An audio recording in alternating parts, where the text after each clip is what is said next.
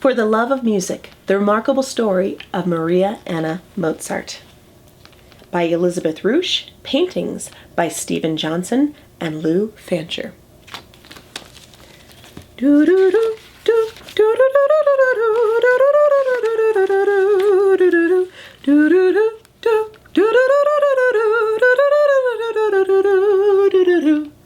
Piano Sonata, a composition for piano. When Maria Anna Mozart was a child, her life thrummed with music. Court musicians trumpeted French horns, choruses tra-la-la'd, and countless fingers skittered up and down scales. "Oh, Father," Maria pleaded, "please teach me to play." And so he did.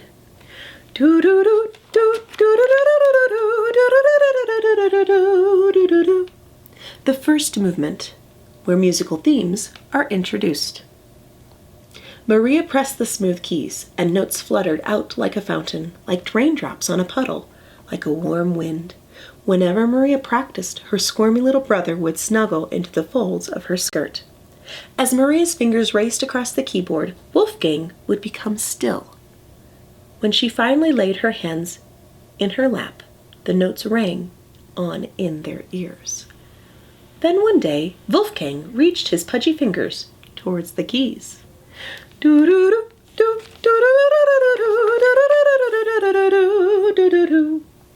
Allegro, the fast tempo of the first movement. Enchanting! Wonders of nature! Child geniuses! That's what the newspapers called young Maria and Wolfgang. By the time Maria was 10, the two of them were playing recitals throughout Europe. Dukes and duchesses, kings and queens, and emperors and empresses gathered in the grand halls to hear them perform. "Wufferl," Maria whispered.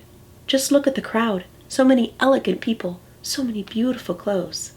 Wolfgang's creativity delighted everyone, and at 12, Maria was considered one of the best pianists in Europe.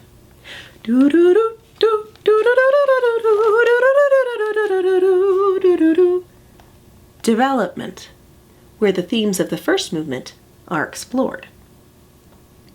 On the long carriage ride between cities, Maria and Wolfgang sang, practiced their French and Italian, and teased each other with nicknames. Wolfgang poked his sister's nose, "Horse face." Maria flipped his name, "Dingflu." When they couldn't stand to be stuck in the back of the carriage 1 minute longer, they entered their imaginary world, the kingdom of Bach. "This kingdom and its inhabitants," Queen Maria declared, "are hereby endowed with everything that can make good and happy children." "I request a canary to sing for me," cried King Wolfgang. "The queen requires a new ribbon for her gown, and pudding." They both giggled as the carriage bumped and jostled them from city to city.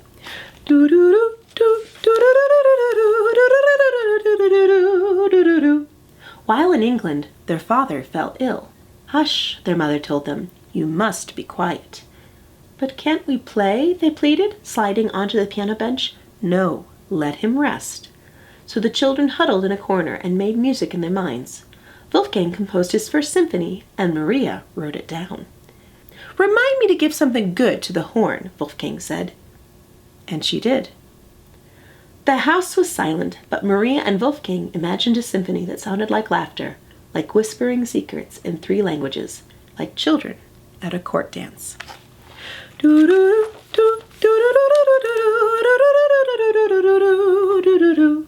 Recapitulation, where the themes of the first movement are reviewed.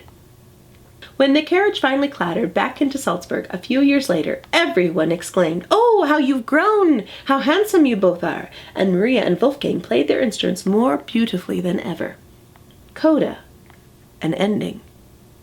But when it was time for the next tour to Italy, the musical center of the world, Wolfgang climbed into the back of the carriage alone. Maria was left at home.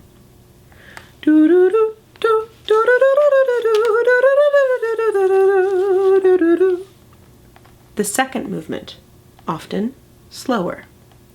In Salzburg, Maria shopped with her mother, gathered herbs, and mended clothes.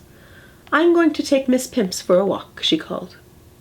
But for the love of music, Maria lingered in local churches to hear the booming organ. She performed in private concerts, before family and friends. She even composed her own music, which Wolfgang greatly admired.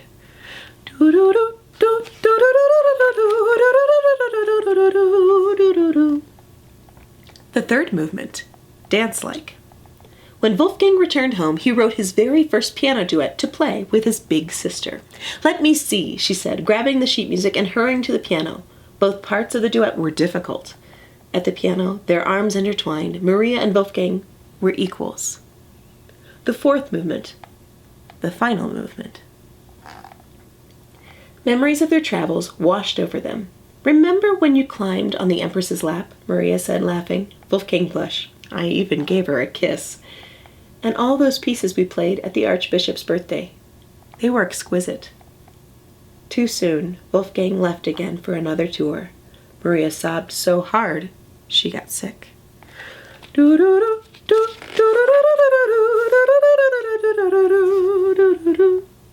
Sforzando, with emphasis.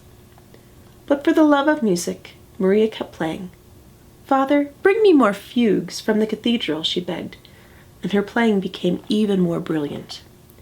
Ritardando, to slow down.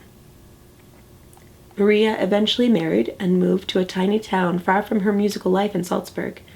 She brought a piano with her, and though she was busy with her 5 stepchildren, she made time to play every afternoon.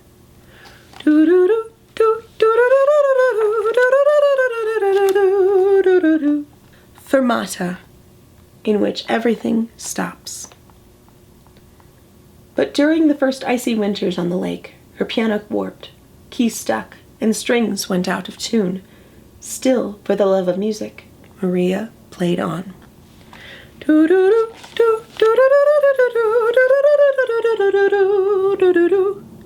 Cadenza, a passage for a soloist to improvise. When her children were born, concertos celebrated with her. When Wolfgang died so young, mournful masses cried with her. When Maria longed for her life in Salzburg, sonatas raised her from her tiny village to the very heavens.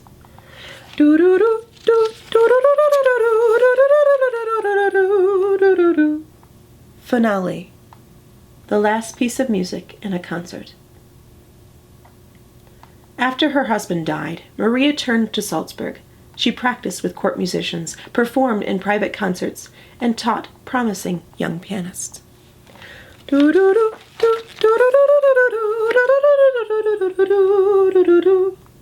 One day, Maria received a special visitor, Wolfgang's son.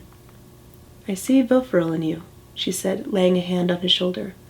Maria led the young man to the piano of her childhood, the one she and her brother had played for countless hours.